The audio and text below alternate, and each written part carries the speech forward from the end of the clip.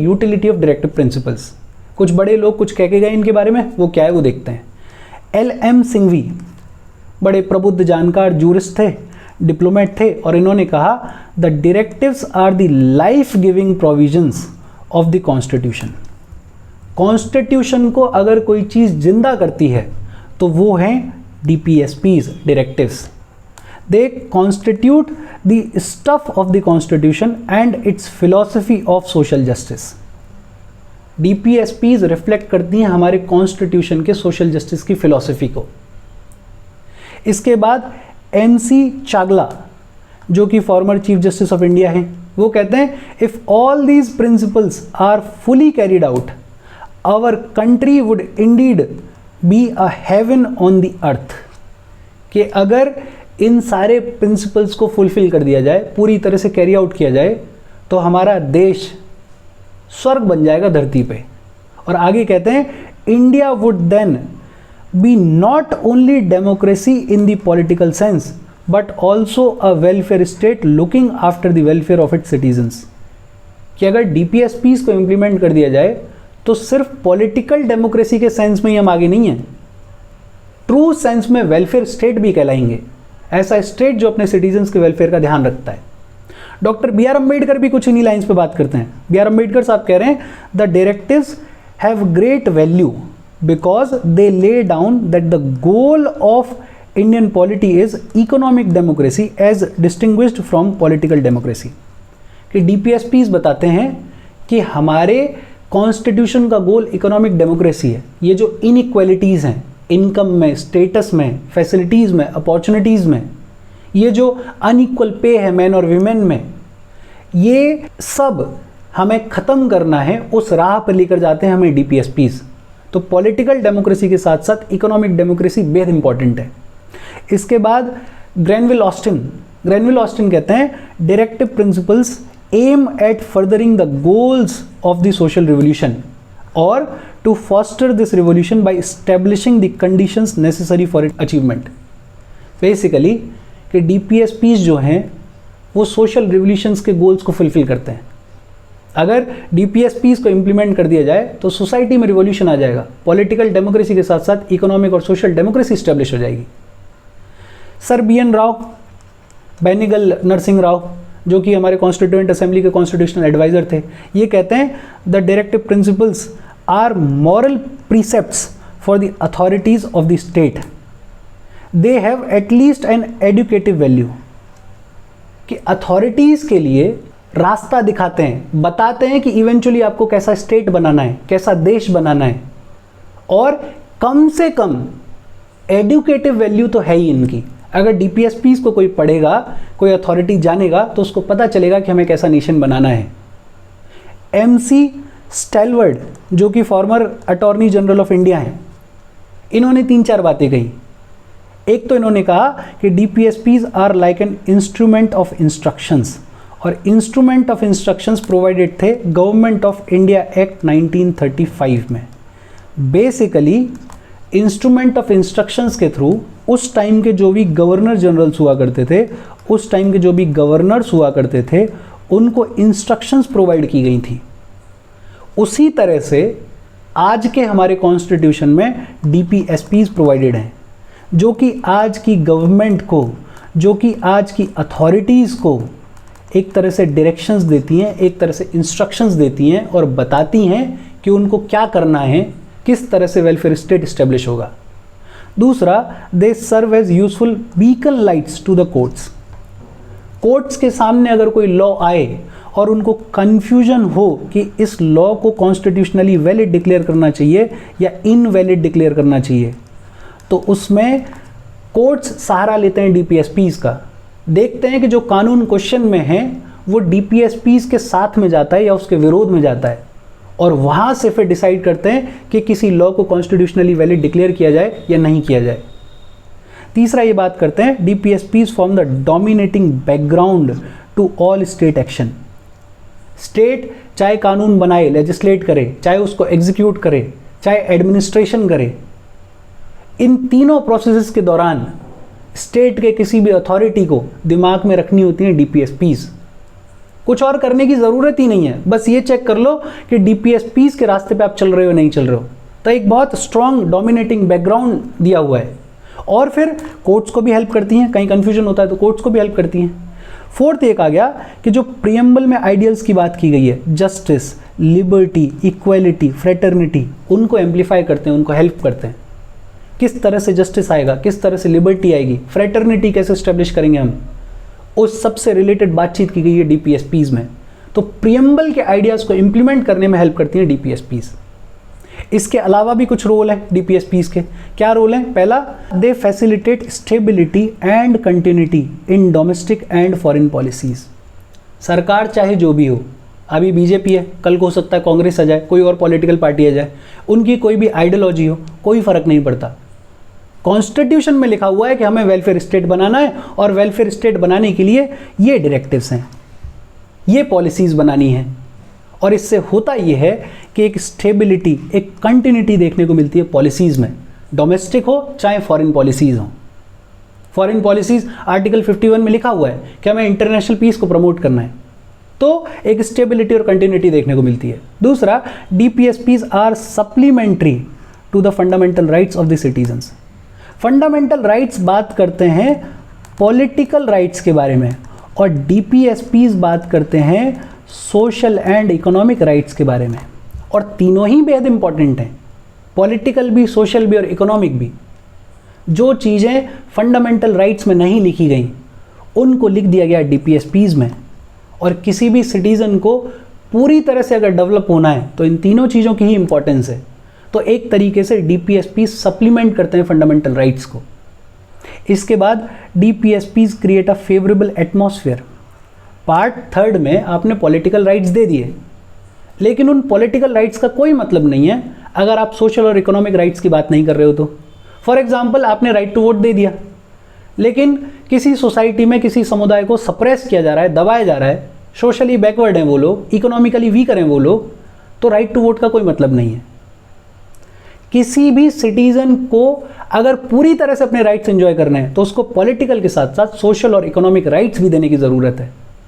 और जब ये सब कुछ मिलता है तो एक फेवरेबल एटमॉस्फेयर क्रिएट होता है जहाँ पे सिटीजन्स अपने राइट्स को एंजॉय करते हैं। इसके अलावा DPSPs enable the opposition to exercise influence and control over the operations of the government.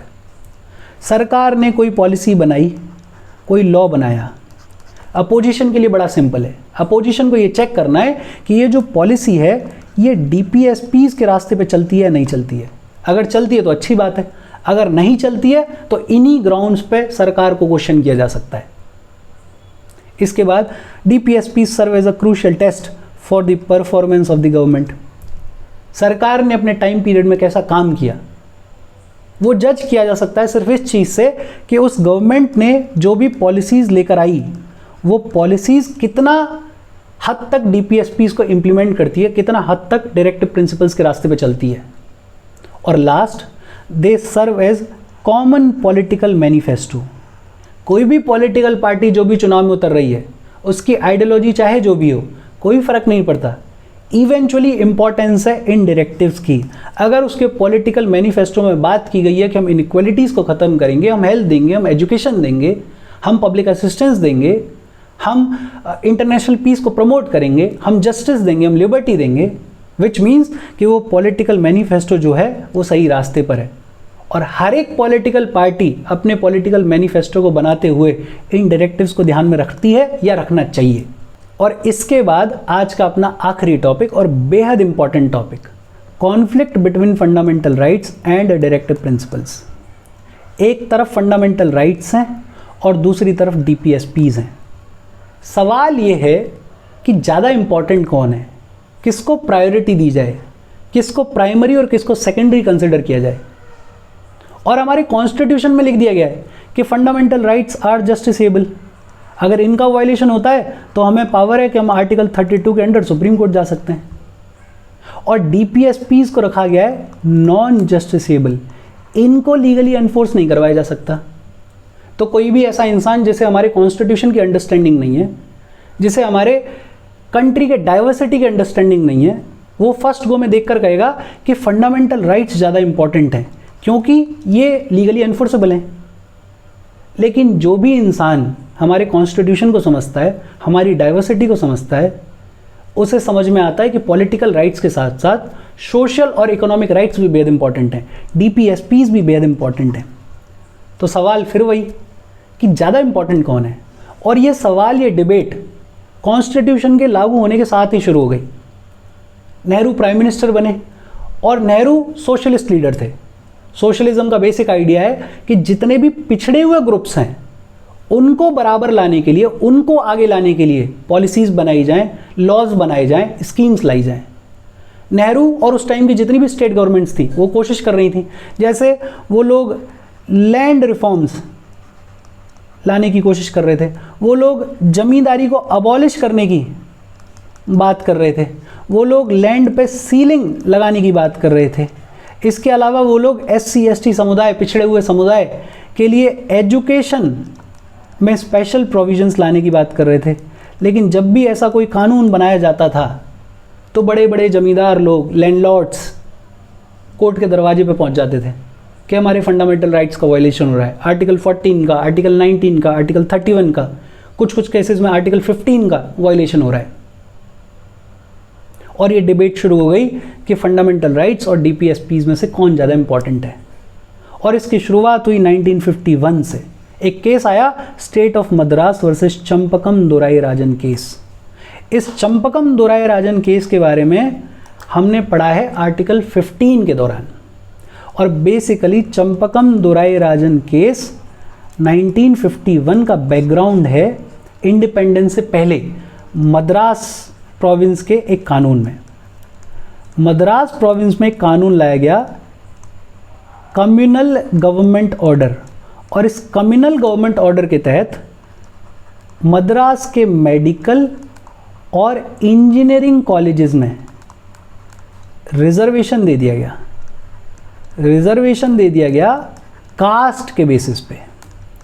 For example, मान लेते हैं टोटल सीट्स हैं 14, तो ये कह दिया गया कि इन 14 में से 2 सीट्स तो रिजर्व्ड हैं ब्राह्मण्स के लिए। इन 14 में से मान लेते हैं 4 सीट्स रिजर्व कर दी गई नॉन ब्राह्मण्स के लिए, 2 सीट्स रिजर्व कर दी गई बैकवर्ड क्लास के लिए, और बची कुची सीट्स दे दी गई अदर क्लासेस जो बची हुई हैं उनके लिए। चंपकम दोराई राजन को लेना था मेडिकल कॉलेज में एडमिशन, और इनके मार्क्स बेहद अच्छे आए थे। मार्क्स अच्छे आए थे, लेकिन इनको एडमिशन नहीं मिला। क्यों?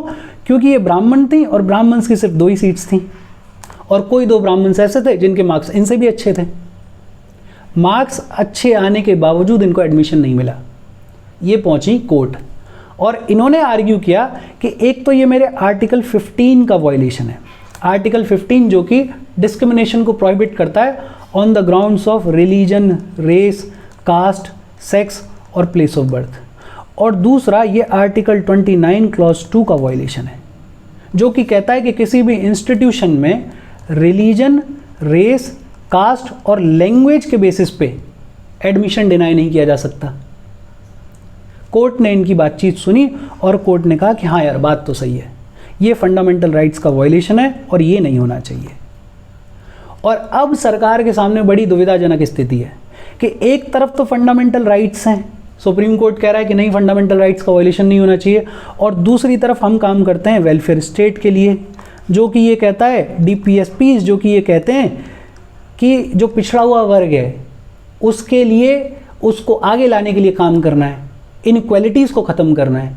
तो अब सरकार बीच में फंसी हुई है कि फंडामेंटल राइट्स को देखें या DPSPs को देखें। और फिर सरकार लेकर आई फर्स्ट कॉन्स्टिट्यूशनल अमेंडमेंट एक्ट। वहाँ तक पहुँचने से पहले एक बार देखते हैं कि चंपकम दोराई राजन में क्या कहा गया। चंपकम दोराई राजन में जब ये कॉन्फ्लिक्ट आया तो सुप्रीम कोर्ट ने ये कहा कि जब भी फंडामेंटल राइट्स और DPSPs के बीच में कॉन्फ्लिक्ट होगा तो fundamental rights will prevail. Priority दी जाएगी फंडामेंटल राइट्स को, DPSPs को सब्सिडरी बना दिया गया टू फंडामेंटल राइट्स। और साथ ही ये भी कह दिया सुप्रीम कोर्ट ने कि फंडामेंटल राइट्स को अमेंड किया जा सकता है by constitutional amendment act. Supreme court ने पार्लियामेंट को पावर दे दी, क्या फंडामेंटल राइट्स को भी अमेंड कर सकते हो, लेकिन DPSPs और फंडामेंटल राइट्स में से फंडामेंटल राइट्स ज़्यादा इंपॉर्टेंट है, वो प्रिवेल करेंगे। चंपकम दोराई राजन केस के वर्डिक्ट को खारिज करने के लिए सरकार लेकर आई first constitutional amendment act of 1951 और इसके तहत एक तो 31A ऐड किया गया। 31A अपन ने पढ़ा हुआ है, basically acquisition of estate land reforms की बात की गई है 31A में। दूसरा 31B ऐड किया गया और इस 31B में 9th शेड्यूल भी ऐड किया गया था। और 9th शेड्यूल का मतलब कि अगर किसी भी एक्ट को, किसी भी रेगुलेशन को अगर 9th शेड्यूल में प्लेस कर दिया गया है तो उसको जुडिशली रिव्यू नहीं किया जा सकता, उसको जुडिशली चैलेंज नहीं किया जा सकता। और एक ऐड किया गया 15 क्लॉज 4 और इसमें कहा गया कि SC, ST या फिर सोशली और एजुकेशनली बैकवर्ड क्लासेस के लिए सरकार कोई स्पेशल प्रोविजंस बनाती है तो उनको वॉइड डिक्लेयर नहीं किया जा सकता, ये कहकर कि वो आर्टिकल 15 और आर्टिकल 29 क्लॉज 2 को वायलेट करते हैं। इसी लाइंस पे लाया गया 4th कॉन्स्टिट्यूशनल अमेंडमेंट एक्ट और इसी लाइंस पे लाया गया 17th constitutional amendment act of 1964। और इस 17th कॉन्स्टिट्यूशनल अमेंडमेंट एक्ट के थ्रू राजस्थान और पंजाब जैसे स्टेट्स के लैंड रिफॉर्म एक्ट्स को 9th शेड्यूल में प्लेस कर दिया गया। और 9th शेड्यूल में प्लेस करने का मतलब कि अब इनको जुडिशियली चैलेंज नहीं किया जा सकता। राजस्थान में एक बड़ा फेमस केस आया था, सज्जन सिंह केस 1965 का, लेकिन फंडामेंटल राइट्स और डीपीएसपीज की इस डिबेट में हमारे लिए इंपॉर्टेंट है Golaknath versus state of Punjab 1967 case. Golaknath दो भाई थे, हेनरी गोलकनाथ और विलियम गोलकनाथ, और पंजाब के लैंड रिफॉर्म एक्ट्स के तहत इनकी ज़मीन को छीन लिया गया था। ये लोग कोर्ट पहुंचे और इन्होंने कहा कि ये जो 17th कॉन्स्टिट्यूशनल अमेंडमेंट एक्ट है ये अनकॉन्स्टिट्यूशनल है। सुप्रीम कोर्ट ने इनकी बात सुनी, 11 जजेस की बेंच बैठी और सुप्रीम कोर्ट ने ये कहा कि ये जो 17th कॉन्स्टिट्यूशनल अमेंडमेंट एक्ट है ये अनकॉन्स्टिट्यूशनल है, ये वॉइड है। बेसिकली सुप्रीम कोर्ट ने ये कहा कि parliament can not take away or abridge any of the fundamental rights, कि पार्लियामेंट फंडामेंटल राइट्स को छीन नहीं सकता, विच मीन्स कि parliament can not amend fundamental rights for the implementation of DPSPs. लेकिन ये उस दौर की बात हो रही है जब इंदिरा गांधी पावर में है और इंदिरा गांधी, एक तो गोलकनाथ केस में उनके अगेंस्ट में वर्डिक्ट चला गया। इंदिरा गांधी ने इसके बाद एक कोशिश और की थी बैंक्स को नेशनलाइज करने की, 14 बैंक्स को नेशनलाइज किया था, लेकिन इसके अगेंस्ट में भी एक केस हो गया था आरसी कूपर केस।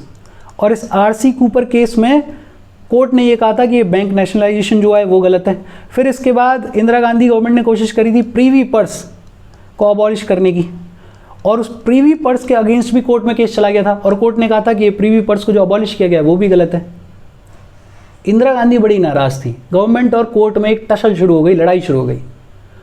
और मैडम गांधी बड़ी पावरफुल लीडर थी, उनको कोर्ट के ओपिनियन से फ़र्क नहीं पड़ता था, उनको फ़र्क इस चीज़ से पड़ता था कि उनकी चीज़ पूरी हो रही है नहीं हो रही है। और जब इंदिरा गांधी गवर्नमेंट दोबारा पावर में आई मेजॉरिटी के साथ में, तो फिर बहुत सारे कॉन्स्टिट्यूशनल अमेंडमेंट्स लाए गए। 24th कॉन्स्टिट्यूशनल अमेंडमेंट एक्ट लाया गया जिसके थ्रू ये जो गोलकनाथ केस में वर्डिक्ट आया था कि पार्लियामेंट फंडामेंटल राइट्स को अमेंड नहीं कर सकता है, उसको खारिज किया गया। और 24th कॉन्स्टिट्यूशनल अमेंडमेंट एक्ट में लिखा गया कि parliament has the power to abridge or take away any of the fundamental rights by enacting constitutional amendment acts, कि पार्लियामेंट फंडामेंटल राइट्स को अमेंड कर सकता है। 25th कॉन्स्टिट्यूशनल अमेंडमेंट एक्ट लाया गया 1971 और इसके थ्रू इंसर्ट किया गया आर्टिकल 31C। और आर्टिकल 31C के बारे में अपन ने पढ़ा है। पहले क्लॉज में तो कहा गया कि अगर 39B और 39C में दी हुई डायरेक्टिव प्रिंसिपल्स को इम्प्लीमेंट करने के लिए सरकार कोई भी कानून बनाती है तो उस कानून को वॉइड डिक्लेयर नहीं किया जा सकता, ये कहकर कि वो आर्टिकल 14, आर्टिकल 19 या फिर आर्टिकल 31 को वायलेट करता है। और दूसरा ये कहा गया कि कोई भी लॉ जो ये कहता है कि वो डायरेक्टिव पॉलिसीज़ 39B और 39C की पॉलिसीज़ को इम्प्लीमेंट करने के लिए लाया गया है तो उसको किसी भी कोर्ट में चैलेंज नहीं किया जा सकता, मतलब जुडिशियली रिव्यू भी नहीं किया जा सकता। ये देखो कितनी एब्स्ट्रैक्ट पावर है कि ये कह रहे हैं कि हम कोई भी कानून बनाएंगे डीपीएसपीज 39B और C के नाम पे और उसको चैलेंज भी नहीं किया जा सकता, सही गलत भी चेक नहीं किया जा सकता। लेकिन चेक्स एंड बैलेंसेज हैं। कोर्ट के सामने केस आया जिसको बोलते हैं अपन केशवानंद भारती केस 1973, और इस केस की इंपॉर्टेंस बहुत वेरियस डायमेंशंस में है। इस केस में कोर्ट ने ये कहा कि 31C का ये जो क्लॉज ए है, ये वाला क्लॉज जो ये कह रहा है कि 39B और 39C की जो भी डायरेक्टिव प्रिंसिपल्स हैं उनको इंप्लीमेंट करने के लिए अगर कोई कानून लाया जाएगा तो उसको वॉइड डिक्लेयर नहीं किया जा सकता इस ग्राउंड्स पे कि वो आर्टिकल 14, आर्टिकल 19 और आर्टिकल 31 को वायलेट करता है। इसको तो कोर्ट ने बोला कॉन्स्टिट्यूशनली वैलिड, कोर्ट ने बोला ये ठीक है। लेकिन ये जो 31C(b) है, जो ये है कि इसको जुडिशियली चेक नहीं किया जा सकता, जुडिशियली रिव्यू नहीं किया जा सकता, इसको बोला कि ये अनकॉन्स्टिट्यूशनल है, ये वॉइड है, ये इनवैलिड है, क्योंकि judicial review is the basic feature of the constitution.